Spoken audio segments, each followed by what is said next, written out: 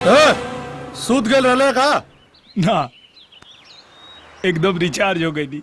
जल्दी चल नहीं तो हमने डिस्चार्ज हो जाए। बैठा चला।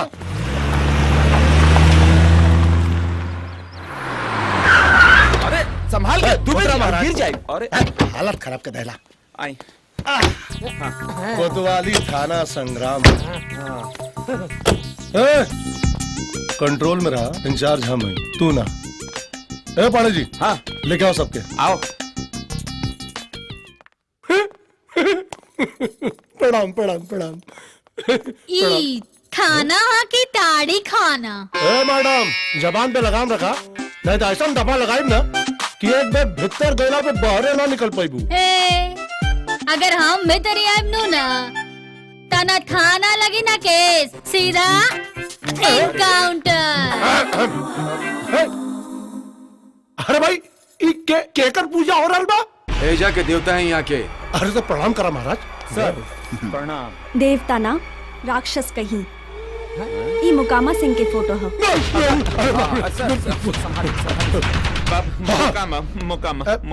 क्या मजाक है भाई? हाँ। पुलिस के वर्दी का कुछ लिहाज रखा लोगन। पुलिस स्टेशन में एगो गुंडा का पूजा कर रहा बड़ा लोग। आपने के सयानी चतुर्वेदी। तोहरा बारे में ना, हमनी के बारे में पूछ रहा बा। हाँ तो बताई ना। हाँ, यहाँ के नया थाना इंचार्ज रसिक दुबे और हम टन पाड़े। सर हाँ हाँ ठीक बा। बाहर सर, बाहर सर।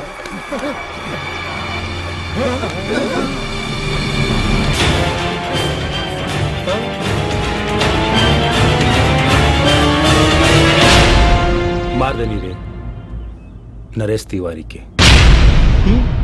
मुंह का देखता रे? कौनो पहले मर्डर के लिए का ना मारने कहेला।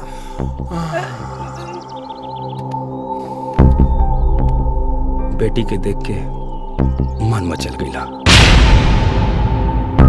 बेटी के बचावे खातिर बाप के बीच में आवे के का जरूरत रहे? खड़े खेत पर धोखा। बहुत समझनी रे बाप के, वो मानल है ना, काटते नहीं है।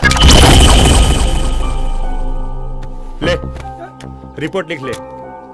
सरकारी लोग हवा लोग। हाँ सुन, बच्ची की उम्र 13 साल। लिख ले। अपने के परिचय? मोकामा बाबू के खास आदमी। अब हमके हमारे परिचय खुद बता का पड़ी।